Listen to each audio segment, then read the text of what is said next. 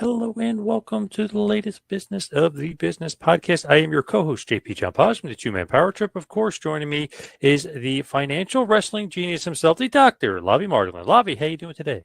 I'm doing great, John. In a fortuitous occurrence, I'm always scanning the news to see some unique pieces and insights into the wrestling world. And I came across a wonderful article by Tom Leturgey on the Pittsburgh wrestling scene, and I copy and pasted it. I wasn't gonna read the whole thing. I was just gonna excerpt it a little bit, but then I was like, well, maybe Tom's available, and we're grateful that he was. So welcome to the show, Tom. Well, thank you very much. And before we go any further, thanks for getting my surname correct. I thought I was going to mess it up, and you were going to correct me. I'm so glad I did. So, Tom, how did you kind of, discover pro wrestling? Like, were you always a fan? Where did you grow up, and does that play a part in what you were a fan of? It did. I'm from a little town. If you look at a map of Pennsylvania and you see Johnstown and you see Altoona, there's a little town in between called Portage, Cambria County. And we got cable in 83, 84, right around the time that Hulk Hogan hit the national scene. And I was a Hulkster from very early on. And became a fan of the NWA as well, and just about any wrestling that I could see on television through college and up to this day, really. So when you kind of are growing up, if you will, discovering wrestling, it wasn't always on your radar, though, before that? No. We lived in a little coal town. The WWF, I would later learn, WWF would often come to Johnstown. And, my dad was a coal miner. We weren't very well off at the time. And, around the late 70s, early 80s, things went sideways. And I had never heard that wrestling was at the Johnstown War Memorial. My mother, somewhere along the line, I was a big superhero fan, and somewhere along the line, my mother realized that there was a wrestler named Andre the Giant, and that's who I really took to from the early days, but didn't know anything much about him because, we didn't have cable. We had 3 TV stations, and wrestling was never on any of it. And then when I went to college and had cable and met some people that were also wrestling fans, that's where it really took off. And that's where I met Bobby O, who later became the owner of the Keystone State Wrestling Alliance and brought me on as a ring announcer. And I did the best I could with that and writing for 20 years for Pittsburgh's premier professional wrestling organization. So you kind of eventually fell in love with the business. Oh yeah. It as soon as I found out about an opportunity to do something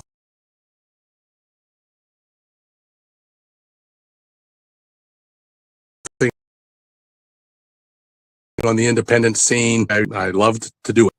When you're looking back, when you first started liking wrestling, what did you like about it? You know what I mean? Like what kind of caught your eye, or what led you to it?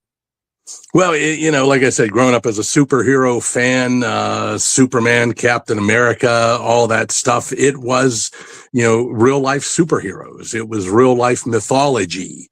And that really played into what I liked. And also, I was a big sports fan as well. And it just all worlds seemed to come together. And that's what I've enjoyed doing for all this time. Who were your sports team? I'm guessing Steelers. It's really the Pirates. The Pirates were my team growing up. The '79 World Series, Willie Stargell, Omar Moreno, all those guys.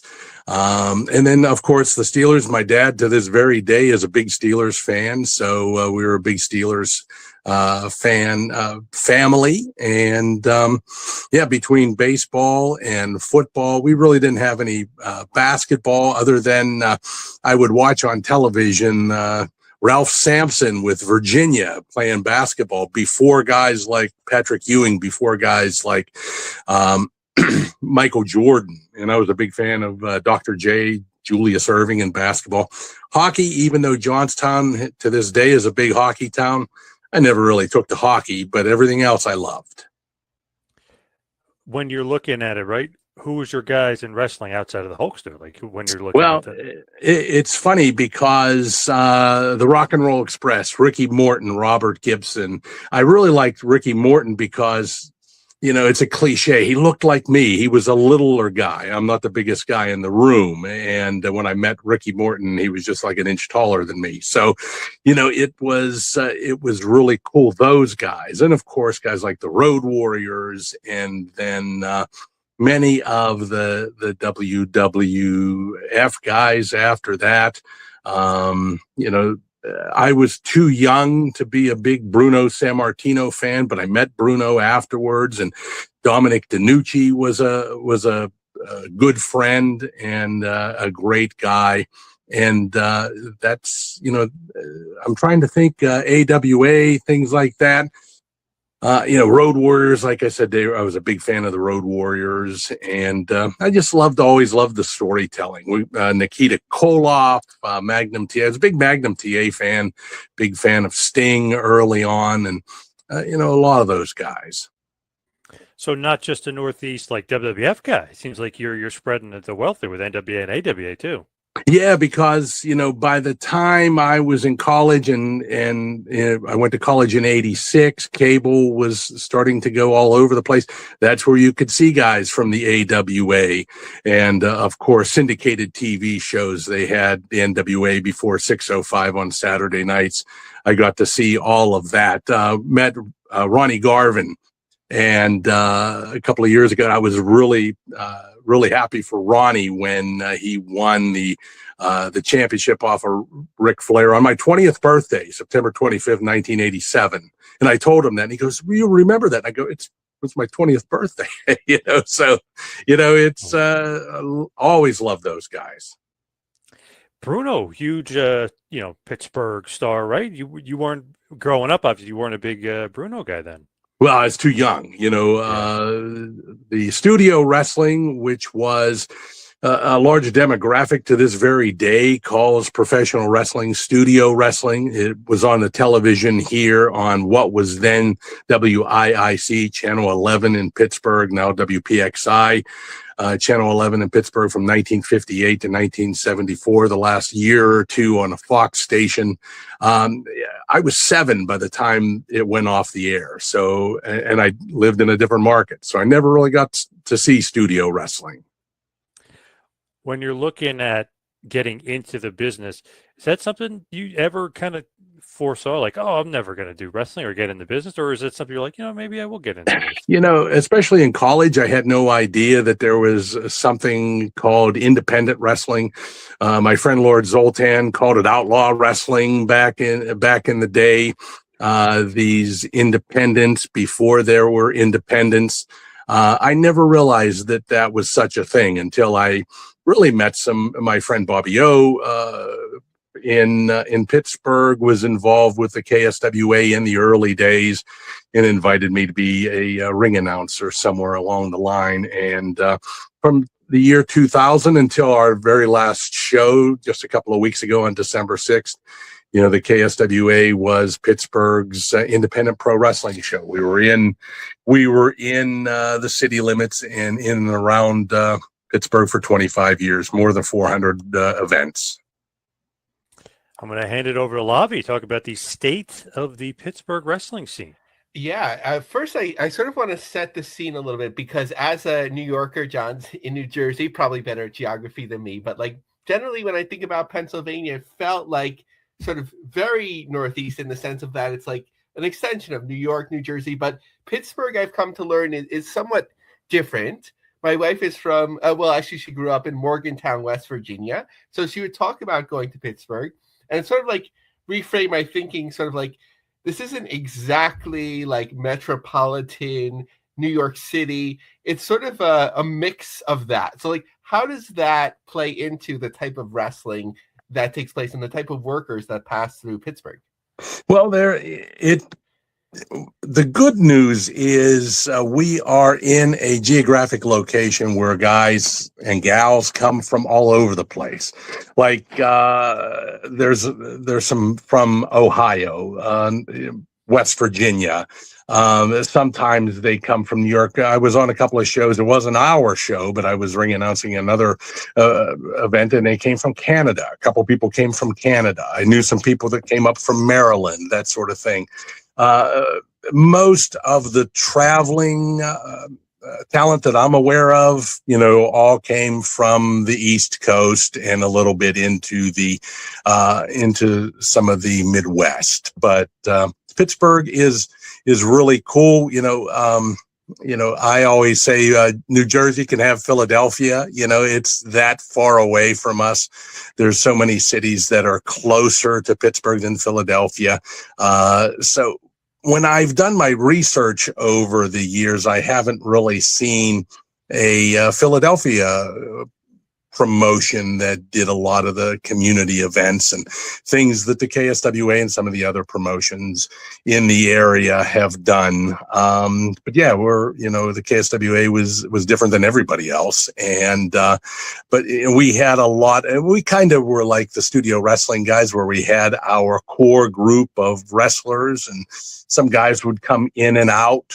But yeah, it's mostly a Eastern promotion throughout Western Pennsylvania and beyond. So I first became aware of the Pittsburgh independent wrestling scene through, of course, the After mags. And the favorite of the mags, the most mentioned person, was T-Rantula. T-Rantula. So was he a KSW regular? I think he owned a promotion. What was his positioning? He did. He was an owner of Far North Wrestling. They ran some shows up in Butler County, which is north of Pittsburgh, and they used to do some things in the South Side as well. He did wrestle with us for a couple of years, beginning in 2016, and he had his last match at a we used to have the Brawl Under the Bridge in Homestead. We didn't do it this year, but he had his final match under the bridge this year. Yeah, so T-Rantula, who always said that The Rock was one of his first opponents. Yeah, he wrestled with us. Lord Zoltan, who was a regular as Ken Jugan in 1983-84 with the WWF house shows in Hamburg and that sort of thing. He was there as well. And throughout the years, we've had other guys on the independent scene that have been veterans of the independent scene, have wrestled with us. I think one of Demolition Axe's last matches was with KSWA. I remember being especially notable, just kind of seeing him on the scene. And it was probably an article that you wrote that. Yeah, it was. Bill Eady was a friend of, and it still is a friend of one of our wrestlers, Sean Blanchard. And when he was going to call it quits, we decided that his last singles match was against Sean Blanchard at a Brawl Under the Bridge several years ago, and it was really cool. He received a proclamation from the state as well as the city, because he really got started in the Pittsburgh region. He was originally from a small town about an hour south of Pittsburgh. And for the longest time, his dad was still with us, and he would travel frequently from Atlanta to visit his dad. One of the more recent highlights on the Pittsburgh scene, I think, are the D'Angelo boys, Dominic D'Angelo, a friend of the show. So any thoughts on him? And feel free to cut a promo on him. We'll be sure to share it. Before we go into Dominic, you mentioned a good friend of mine, Bill Apter, who was inducted into the KSWA Hall of Fame in 2017. Bill Apter is a great friend, and he is supposed to come to a show here in the spring, and I hope to meet up with him. One of the greatest guys to ever be involved in pro wrestling. Dominic Dominic D'Angelo. I don't know if I've ever met his brother. I know his brother has done some wrestling, and they look almost identical. So I may have seen his brother and thought it was Dominic. I don't know. But Dominic used to come to our shows as a fan with some other friends, but then he was able to get involved. He, like me, he's a writer for some online wrestling organizations, and that really kind of took him away from being ringside at KSWA shows. But he is a friend of mine, and I couldn't cut a promo. A babyface versus a babyface. I don't know if I could cut that kind of promo. We were hoping you would turn him heel. So, one of the things that we've actually been exploring the last few weeks is it's sort of like in the zeitgeist is the decline of or perceived decline of independent pro wrestling, with different promoters pushing back on that and so on. So we've talked to, of course, Game Changer Wrestling, Brett Lauderdale, Jersey Championship Wrestling, and so on. Do you see a decline in popularity in Pittsburgh wrestling? Does that have anything to do with this promotion closing up shop recently? What's happened in recent years is there has been a glut of promotions either running shows against some of the established wrestling organizations. There is, at one time, the Pennsylvania State Athletic Commission was a strong athletic commission, and they would periodically come to shows and enforce the rules of the athletic association. And in recent years, there has been a change in that, which has allowed a lot of people that maybe just found themselves with a wrestling ring, and hey, we're going to put this ring up and have shows. And that is kind of, it's a little different than the established organizations like KSWA, IWC, which is in Elizabeth, Pennsylvania. As next year, it becomes the longest running professional wrestling organization in Western Pennsylvania, an outstanding organization. There's RISE, there's RWA, Renegade Wrestling Alliance in West Newton, and the Uniontown Rise is in Uniontown.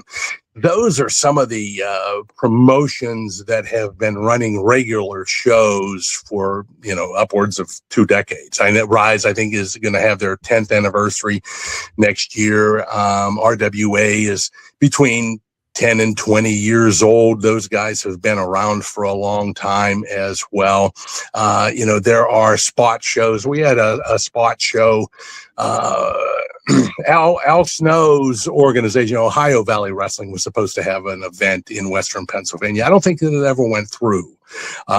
So there is such a glut of promotions out there trying to run shows and do shows.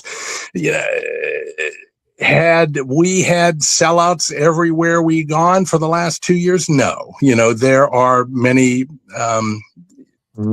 Another thing, we don't have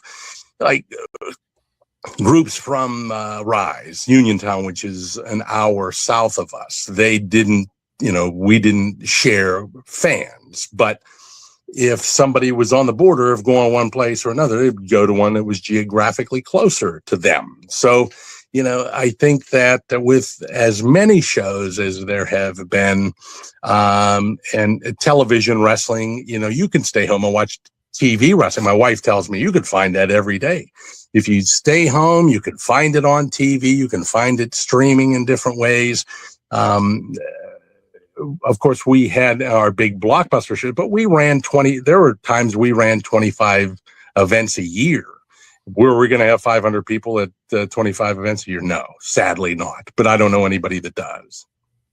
Yeah, I think if there is, a continued decline, I think it will hurt, the pro wrestling business, overall. I think that's a place where people, discover their fandom.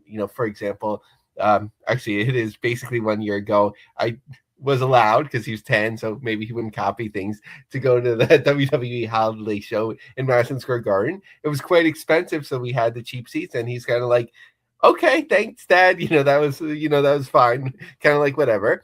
And then we went to a tiny show in a VFW, and even though smoking is outlawed in New York State, no one's going to bother the veterans, and it's tight 3 rows, and a wrestler threw like candy into the crowd, and then when my son realized you're allowed to like throw it back, like, and yell at people, and when he was just like in love, and that was just like so transformative for him. And we're going to the AEW show in the Hammerstein Ballroom this Saturday as his 3rd show, and I'm curious to see like what that balance is. But all that is to say that I think the infrastructure of independent wrestling is so important for building fan affinity. What do you think about that? It does. You brought up a lot of good points, because especially your WWE tickets, they're astronomical now. Take a look at their business model. They're getting that money too. People are spending. People that can't afford it are spending $300 to be in the 3rd row of a WWE event, and sometimes they refuse to go to an indie show. It is, I call it being a fan of TV wrestling as opposed to true wrestling, because if you're a true fan of wrestling, you're going to check it out in your neighborhood. Town like Pittsburgh, where you can go to a show within a half an hour from practically anywhere you are. And then once you do get those people in, they always tell it's special because they have access to the wrestlers, and like you said, they can hurl insults, heckle the wrestlers, and sometimes you can get their attention, and oftentimes get their attention. So that was one of the things that we had in the KSWA, was a great fan base that never bought any of the garbage. If we had storylines, we were very storyline based. And if somebody did something that was against this, what they were expecting, sometimes they would accept it, sometimes they wouldn't. That is a very loyal fan base and a very smart fan base. And we were lucky to have that. And if you do that as a promotion, then, you're going to be well off. I'm a little old school in that I get excited when I see promotions are still running on television, no matter if it's a Diginet, cable access, or whatever. In Pittsburgh, are there local promotions that still utilize traditional television? Yes. Regular television, I'm sorry, I missed that part. No, there really isn't anybody. There was a, like IWC in its early days, where there was still is a radio personality, Bubba the Bulldog. He was one of the original owners of IWC, International Wrestling Cartel. And they had a TV contract. Back in the day, PWX out of McKeesport, they had a local cable outlet, but nobody's spending that kind of money anymore to be on television when you can have there are streaming organizations. Sidekick Media, Michael Sorg is the guy locally, and he's traveled throughout the country with a team, and they have the streaming capabilities of some of the wrestling organizations in and around Pittsburgh, as well as I've seen throughout the country. So those are, some of the leaders in streaming that we see. So we want to say we heard it here first. So are there some talents that have not yet broken out, maybe on a bigger stage, that you want to highlight here and that we should go look for in the world of streaming and YouTube? Streaming and YouTube, is that what you said? Yes. Okay. I don't know. Like I said, go to Sidekick Media. You can see, that's a Pittsburgh-based organization. You can see some of the shows that they promote, and that's the one that I know of here in the Pittsburgh region. Michael Sorg is a great guy. He has a lot of product. You can check that out, and go to some of the. I think that he does if there's anybody that does anything streaming here, I think you'd have to go through him. I think he does all of those. Like the KSWA, we always never really did that because we always emphasized buying a ticket, a inexpensive ticket, and come and see it live. That's what we always championed. Is there a male or female wrestler that you think someone should go out of their way to find either video or to come and buy a ticket to see, because they're going to break out on the big scene soon? One of my favorites is Beastman. You've seen him maybe even on the NWA.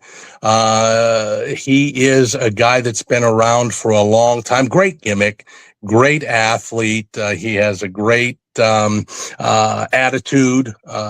Check out Beastman. One of my favorites in the KSWA was a guy named Harley T. Morris. He really started, he's still only in his early 30s. He started, about 10 years ago. And I've never seen anybody like him before, where he can just stand there and generate heat. People will boo him and call him Barbie, and because he has the bleach blonde hair, and it works out well. That is a guy I've never seen anybody like him before anywhere, where he just generates heat by standing there. Those are two of my favorites. Thanks. Let me turn over to John. So, Tom, where can everybody find and follow you as far as social media and anything else you've got going on? Well, you could always find I'm still at KSWA Trapper on Twitter. I'm always going to call it Twitter. You can go to KSWA Wrestling, find me there. KSWA Digest is the wrestling blog that I have about wrestling in Pittsburgh. I'm probably not going to write a ton more about wrestling because, I'm not going to be working in it primarily anymore. Maybe some historical pieces. If somebody asks me to do something and I agree to it, we'll see about that. But, I do a lot of mainstream writing as well. Like I said, you could see my name here, but sometimes the liturgy is difficult for people to find to spell. So they always forget the second E. So that you can find me on Facebook and all the socials that way. All right, Tom, thank you so much for all the time today. Appreciate it. I appreciate you guys reaching out. The article that I put out there, I wanted to put out, loyalty is the number one thing for me. I've been loyal to the KSWA for 20 years. They've been loyal to Pittsburgh for 25. But now that we're over, I wanted to help put over some of my friends at some of these other organizations, IWC, RISE, RWA, some of these great organizations that have been around for a long time. So I appreciate you guys reaching out to me. Thanks, Tom. Looking forward to next time. All right. Thank you, guys. Anytime. Have a good one. You too. All right, Lavie, let's get to the news. You want to talk about Titan Towers? Yeah. What in the world? John, I don't know if you took a peek at the news that we put together, but we're talking about almost things that we never talk about. So we're going to have some fun here. All right, yeah. So this, came across in my alerts. It was kind of an interesting story when it first came out. Titan Towers was going to be sold and built into apartment complexes, and that's still the plan. So I wanted to give an update on that. MB Financial's plan is to do away with about 2/3 of the office buildings parking and create 1, 2, and 3-bedroom apartments along with extensive amenity spaces, including a large outdoor pool. Now, John, I'm not meaning to cause trouble, but wouldn't this be like a historic site? Maybe some people in Stamford want to look into historic preservation, right? You can't chop up Titan Towers. I know if you go to the inside, that's one thing, but that's crazy. The 6 affordable units would be priced to tenants earning up to half of the region's average median income. So, reduced rent apartments. So you can get a family of 3 in there for $1,462, but it would be difficult to do so with the lottery and so on. An MB Financial unit bought the building for $3.75 million last Christmas, according to city records. It has stood vacant since, but it's planned to be completed as early as mid-2027. So, John, I don't know if I told you this, but a few years ago, we spent the weekend in Stamford just to see, is this a good place for our family and whatever? And we had no issues with it, but ultimately we didn't move there, of course. But I don't know, 2027. Can you imagine living in Titan Towers? That'd be crazy. Yeah. Oh my God, that would be pretty cool, actually. I guess they would have to spruce it up around it, which they probably will, right? Because it was kind of like an office park, right? Mm-hmm. Yes. But I'm sure, with what they're spending and the time they're done, it'll be quite the place. So looking forward to continuing to follow that. What is going on? Speaking of WWE, what is going on at NXT right now? Yeah, so just a little bit of a look back, because I don't think we had a chance to kind of close the loop on some of their most recent shows, but then a look ahead, because the first time and second time, maybe third time we saw it, we're sort of like, will they continue doing these shows on the road? And it seems to be working. And basically Brendan Thurston was like, if it wasn't profitable, they probably wouldn't be doing it. I don't think it's like completely developmental. So, I mean, when you have talent under contract, you might like say, okay, well, that's a cost anyway. We're allowed to have them wrestle a certain amount of dates a year and then put them on the road. So how's it going? It seems like it's going okay at the moment. So NXT deadline, so that's more of a PLE, but 1,982 tickets on December 6th in the Boeing Center in San Antonio. When they were on the road a little bit after that in Greensboro, North Carolina, that show did about 1,489, according to WrestleTix.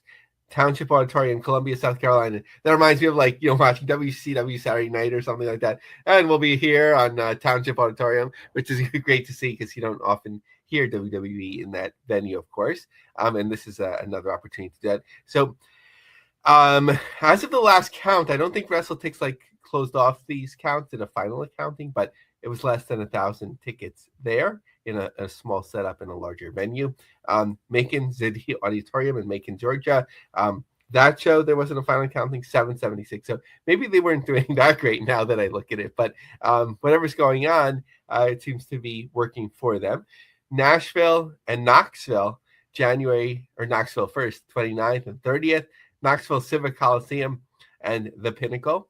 And then Atlanta area, February 24th, Center Stage, so not a surprise there, but Kennewick, Washington, February 13th, Toyota Center. So more on the road.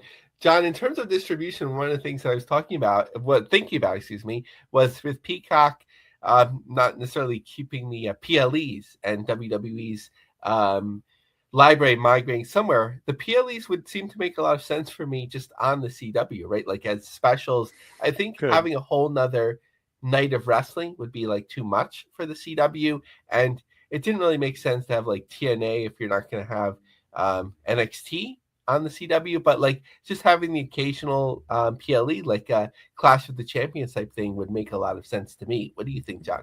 Not a bad idea at all. Might as well kind of do that, and obviously that would help out the CW. The next time around, they want to do more deals with NXT and maybe get some more money because you could put in some bigger shows there. So good idea. Yeah, thank you. And of course, I credit myself for bringing NXT to the CW by tagging Brian Schwartz on LinkedIn, yes, and suggesting that they have wrestling on it. So a Barry Horowitz move for me, the pat on the back. Now, what is going on with Cyberfight, Bushiroad, and the rest of the Japanese financials? Yeah, so Bushiroad's financials have been out for a month and somewhat talked about, but I just thought that A, we didn't talk about it, but B, now that we have a little bit of Cyberfight's financials, it's worth coming back to and so on. So Cyberfight had been losing money, and they still are, but they're losing less money. Fiscally, and in Japan, the fiscal year is a little bit different, but 2022, $4.55 million loss. 2023, $0.69 million loss. 2024, $1.41 million loss. But now they're almost profitable, $0.09 million loss. In yen, that was, 14 million yen. So they're really nearly there, here or there, in terms of a purchase. Now, John, I haven't been following the creative much, but people are attributing to the Ozawa effect. Are you familiar with Ozawa? Zawa, no. Okay, so the Pro Wrestling Noah's Archive, who seems to be following this, of course, closely, attributed this to the Osawa effect. So I have to, I guess we both have to educate ourselves and see what that's all about. Because if it turns profitable, I think that's a pretty interesting thing. Because as we've talked about many times, Cyber Agent, the parent company, they're sort of like the sleeping giant in the industry, right? They did all these acquisitions of wrestling. They have a distribution streaming platform, but beyond that, of course, they were investing because they didn't give up when they lost almost or a little bit more than $4.5 million a year. And then you total that up over all these years, how much they may have lost. But the company overall made a profit of $478 million this year. Let's say they wanted to invest more in pro wrestling in a serious way, they could be a major player. I mean, they already are a player, but just imagine the possibilities there. So something to think about. Now that was their total year. So Bushiroad, they just covered their quarterly amounts they have a presentation material that usually accompanies their quarterly report. So just wanted to cover some of those elements that were in there.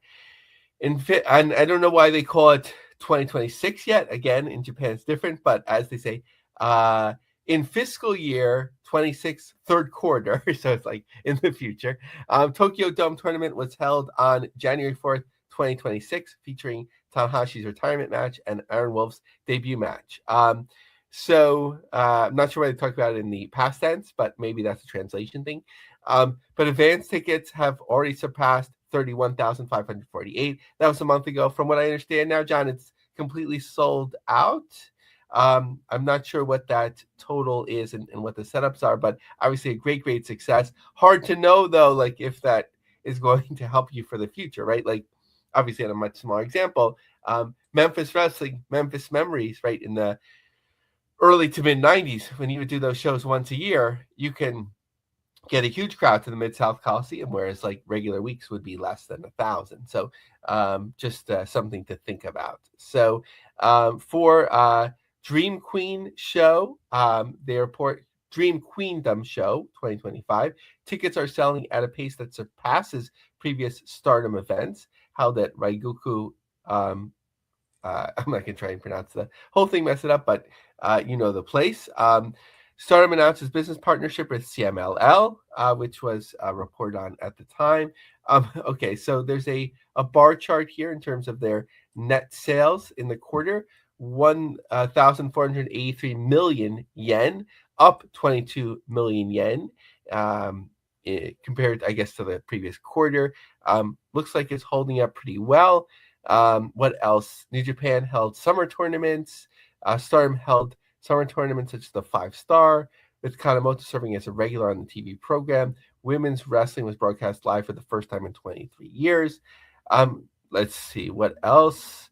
An interesting element is they have something that they're focusing on called IP developer, intellectual property that they're hoping to maximize more revenue. So for their sports unit, which is basically just New Japan and Stardom now, I'm not sure what happened with their kickboxing and shoot boxing type endeavors in the last few years, but what are they trying to maximize with their IP? Pro wrestling shows, pro wrestling films, production and distribution of content, and professional wrestling goods, planning, and sales. So how about, you're talking obviously the Japanese wrestling scene. What about the British wrestling scene, which we never talk about on this show? Yeah, so thanks to Romy Glazer, who's the first person to share the article with me, and then later, a day or two later, I got it in my Google News alerts, and it was a little bit on X floating around, but wrestling execs to pin down £5 million funding for Project Fight Launch.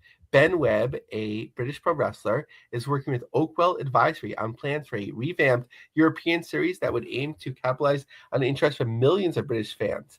A British professional wrestlers in talks with potential backers to secure millions of pounds in funding. Sky News has learned that Ben Webb, who participated in the WWE's franchise under the name Trent 7, is working with advisors to raise that amount to build Project Fight into Europe's #1 televised wrestling brand. Webb has enlisted Oakwell, the sports advisory firm, which is all working on efforts to attract private capital into British cycling. who advised on the fundraising and the development of the new product. The Project Fight team is said to have had discussions with Sunset and Vine, the production company, and Paramount, the owner of Channel 5 in the UK. I don't know. I didn't have a chance to look if that's Paramount, about collaborating on the new venture.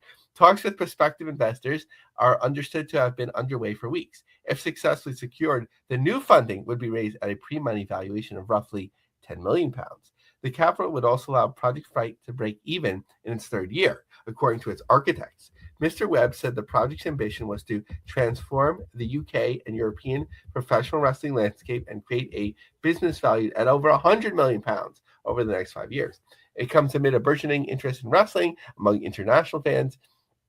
Talking about WWE on Netflix, AEW. Research suggests that up to 6 million people in Britain alone consider themselves to be wrestling enthusiasts, with Project Fight aiming to tap into that base and bridge that gap between diehard and casuals.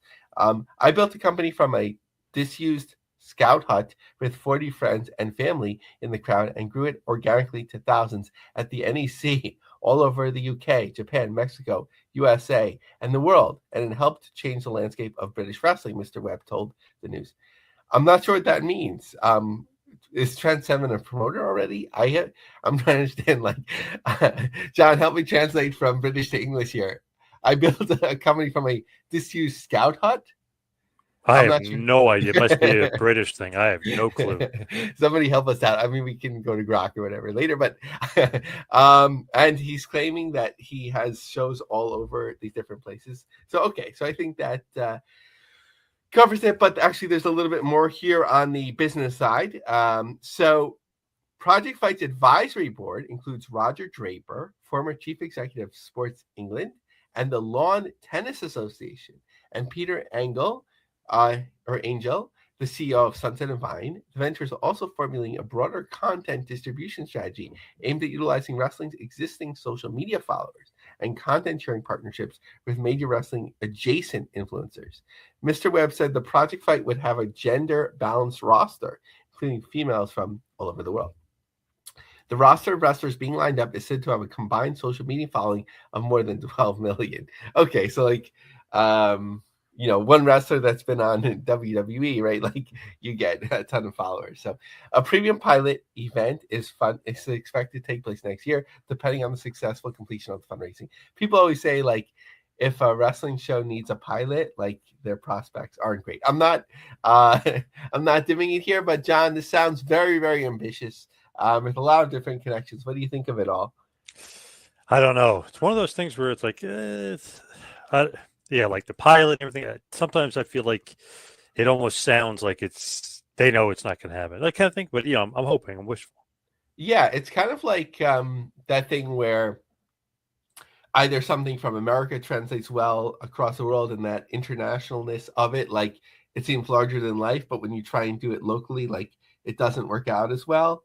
Or other things that translate. Even, and I know it's a lot more popular now, but even Major League Soccer being there's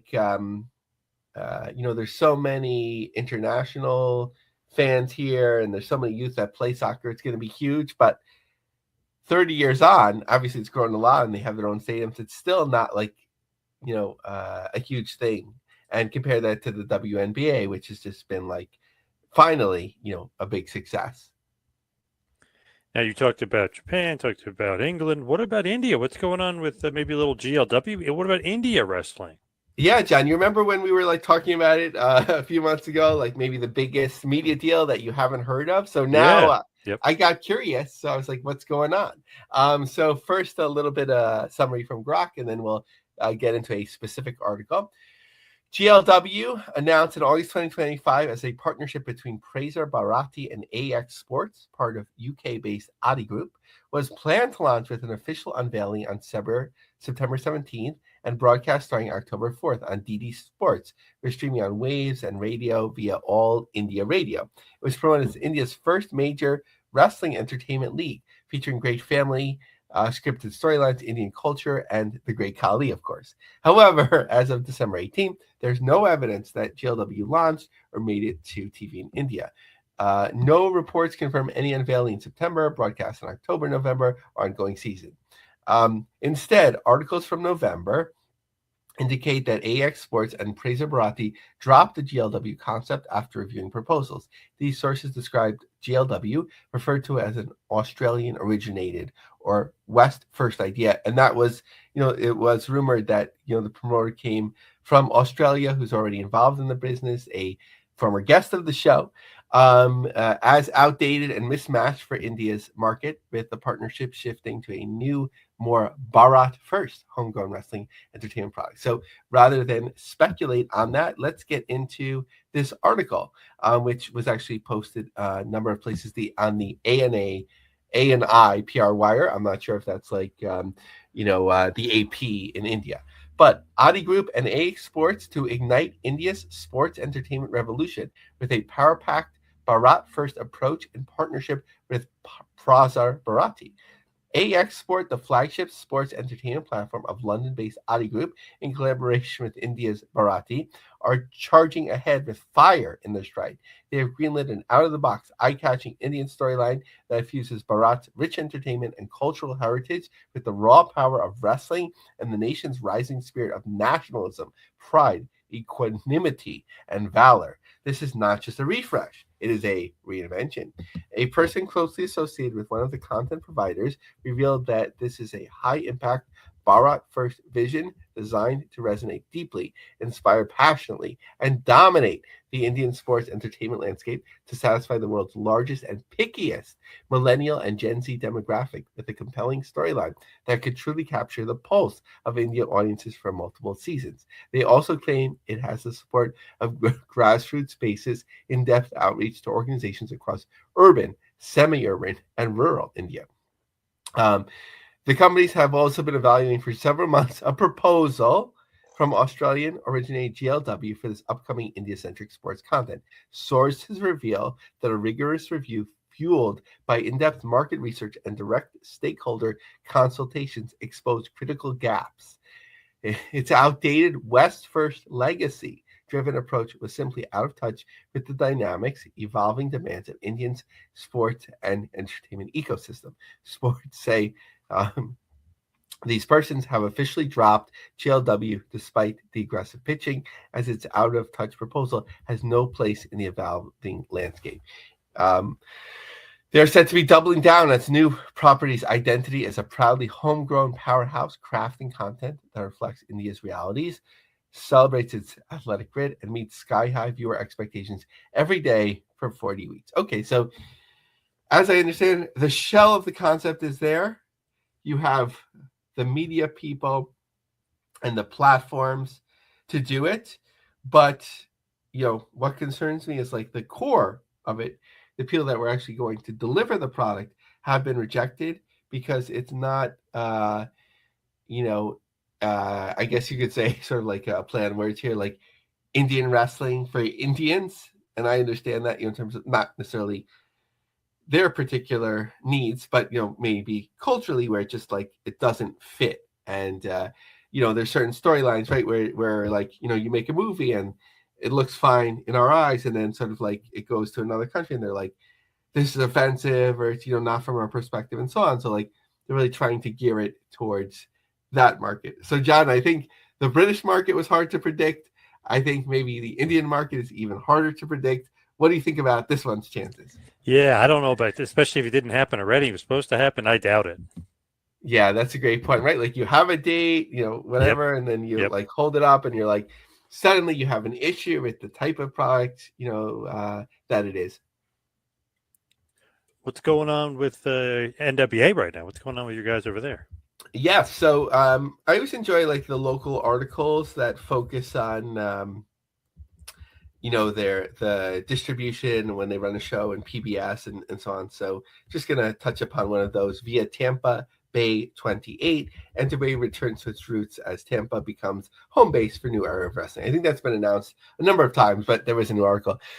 Corgan is working to bring the NWA back to prominence at EDU Studios. The ring is in place, chairs are set, and cameras are rolling as the new stars of the NWA prepare for their matches. Tampa's connection to pro wrestling goes many years with the NWA and so on. At WEDU, the ring, okay, it's caffeine and a circus. JR Kratos joked backstage as performers went through last-minute plans. The circus ringmaster is Billy Corgan. You have been doing this now for a while. How do you balance it all? You have a band too. I have a band. I have 3 young children. I have a third one on the way.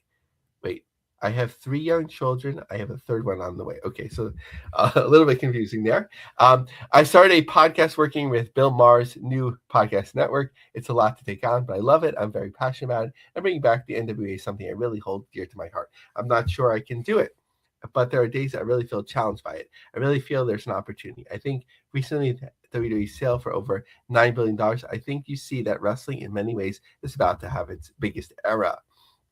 That is the cool thing about the NWA and what Billy's brought back. There are people that work with us here in Tampa that say, I remember going there, and this is where I went on dates before I got married to my wife. My grandfather took me here. I saw Dusty Rhodes here. This is Brian Idol talking. Corgan's hands-on, so on. So kind of the article that you expect from Billy Corgan, kind of course, connected to the past with the NWA and his passions, aspirational, but talking about like the bigger business. But I think, John, the NWA, I think one of the important things is that it's still around, right? And they got the streaming platform deals and so on, but it's kind of been spinning its wheels for a while. And obviously, the bottom line is if it makes sense to Billy Corgan, then it makes sense to keep going, but they haven't necessarily grown very much. Very true. Well said. What about Westside Gunn? Speaking of, maybe spinning the wheels in the wrestling business, what's going on with him? Yeah, so many of us have had our WWE moments where maybe we return later, but for me, it was Katie Vick storyline where I was just like, I can't, deal with this stuff anymore. And for Westside Gunn, for WWE, it was being kicked out of an event. So he is no longer doing wrestling-themed albums. John, I was actually walking near Times Square, maybe on the edges of Times Square, and there was a huge $1 Million Man Westside Gunn album poster, like a whole building. And I was like, if only Virgil were alive today, his table would be set up, right there. So obviously somebody that loves wrestling was willing to invest and so on, but they kind of ruined his love for it a little bit on the WWE side. So one of the biggest breakups managed to slip under nearly everyone's radar, the split between Westside Gunn and WWE. After spending years tying his brand, imagery, and larger-than-life personality to wrestling, the Buffalo icon had a tense altercation at a WWE event, one that ultimately resulted in a cease and desist order. Oh, I didn't know that. In response, Gunn publicly vowed to move forward without the wrestling branding that has become such a defining part of his aesthetic. His first official step in this new era comes in the form of My Saucony's Glowin', a tight 3-track EP that wastes no time reminding listeners why Westside remains one of the most eclectic curators in rap. So I'm not going to get into why the record works because that's beyond our takes, but just notable in that way. But I was like, let me look up, has that dimmed his love of the pro wrestling industry? So his promotion, Fourth Rope, or Heels Have Eyes, a little bit confusing to me which is which, but they were at Art Basel, which of course Sukiban was as well, although Sukiban got all of the press for being there. They were at WrestleCade, which is a smart move. So attaching themselves to events that are either wrestling friendly or wrestling centric. And what's next? The plan was to have season 2 kick off in LA in 2026, but nothing on the board yet. So just interesting to see if his passion continues. Obviously, he's been at AEW and other shows like that, so more connected to the independent wrestling scene. And I wonder if that was part of the friction, if it had anything to do with working with other promotions, whereas WWE may only want to spotlight and accommodate him if he is, fully on board with them. And finally, DAZN. What's the latest? Yeah, so just a little bit of speculation. I think DAZN has, of course, done deals with pro wrestling companies before, like TNA, and some of them may still be ongoing, but they haven't really created a huge footprint in the U.S. Some attempts at that. So they're in talks actually to buy to buy what had been, basically the Sinclair RSN. So that keeps coming back. Main Street Sports Group. But to me, a smart move, especially since they're so combat sports centric, at least here, is to bid on both UFC Fight Pass and the WWE library that's coming off Peacock. That would just make a lot of sense to me from, of course, an outsider looking in. So just a little bit of food for thought. All right, let's wrap this bad boy up and head towards the plugs. Follow me on Twitter and Instagram at 2ManPowerTrip. How about you, Lavie? Follow me on X at Lavie Marg, LAVIE-MARG, and check out our Business of the Business LinkedIn group. We want to get to 150 members soon. Thank you, everybody out there, for listening. We'll see you right back here next week for a little Business of the Business. See you next week, folks.